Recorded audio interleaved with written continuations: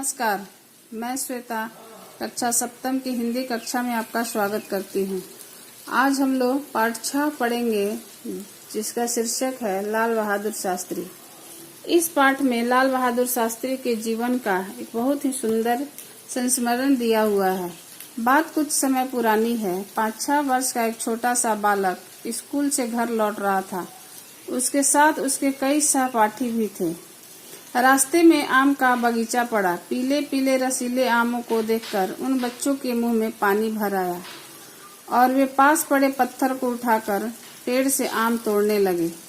लेकिन एक छोटा सा बालक एक कोने में चुपचाप खड़ा रहा। उसके साथियों ने उकसाया, नन्हे तू भी क्यों नहीं आम तोड़ लेता? लेकिन बालक के अंतःकरण ने चोरी से आम तोड़ने की अनुमति नहीं दी, पर उसका जी एक गुलाब के फूल पर ललचा गया। उसने एक फूल तोड़ लिया। इसी बीच बगीचे का माली डंडा फटकारता हुआ आ धमका और बच्चे तो भाग खड़े हुए, पर नन्हे वहीं खड़ा रहा। माली ने उसे पकड़ लिया और उसे कान उमेट कर गाल पर 2 चपत जमा दिए। बालक रोने लगा और रोते हुए बोला, तुमने मुझे थप्पड़ क्यों मारा? तुम्हें पता नहीं मेरे पिताजी जीवित नहीं हैं? तब तो तुझे 2 थप्पड़ और लगने चाहिए। बिना बाप के बच्चों को कभी चोरी नहीं करनी चाहिए। तुम्हें अच्छा बनना चाहिए, बहुत अच्छा। नन्हे को लगा जैसे माली के रूप में उसको जीवन की दिशा बताने वाला कोई गुरु खड़ा है। उसी क्षण उसने संकल्प लिया कि वह अच्छा बच्चा बनकर दिखाएगा। और उसने अच्छा बच्चा ही नहीं, अच्छा आदमी भी बनकर दिखा दिया। इतना अच्छा कि भारत माता को अपने इस सपूत पर गर्व होगा। उसका जीवन ईमानदारी और की जीती जागती मिसाल बन गया। यह नन्हे और कोई नहीं बल्कि लाल बहादुर शास्त्री थे, जो अपने सच्चाई और परिश्रम के बलबूते पर एक दिन भारत के प्रधानमंत्री बने।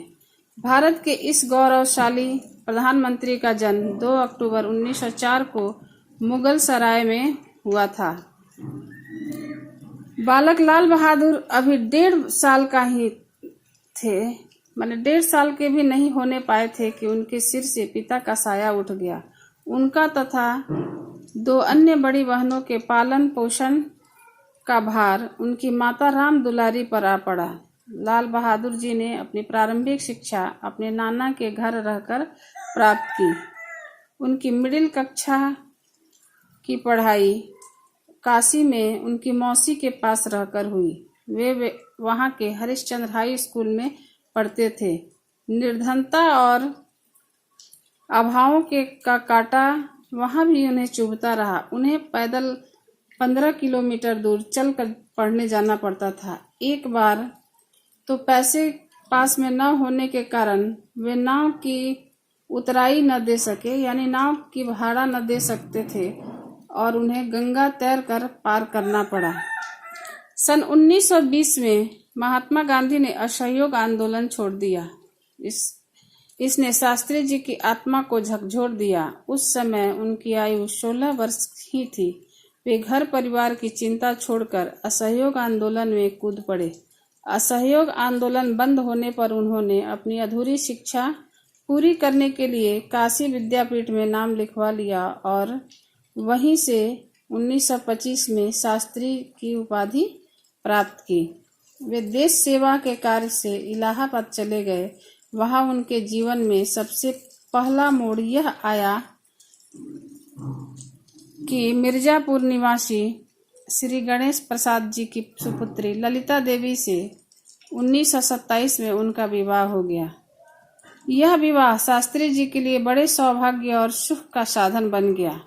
कहा जाता है कि शास्त्री जी भारत के प्रधानमंत्री बनने के बाद भी अपने जीवन में सादगी और सच्चाई का साथ नहीं छोड़े। वे जीवन पर्यंत सच के रास्ते पर चलते रहे और कभी भी उन्होंने अपने जीवन में दिखावा या अपने आप को प्रधानमंत्री के पद पर हैं इस बात से खुद को गौरवान्वित करने का मौका नहीं दिया। धन्यवाद। बाकी की पढ़ाई कल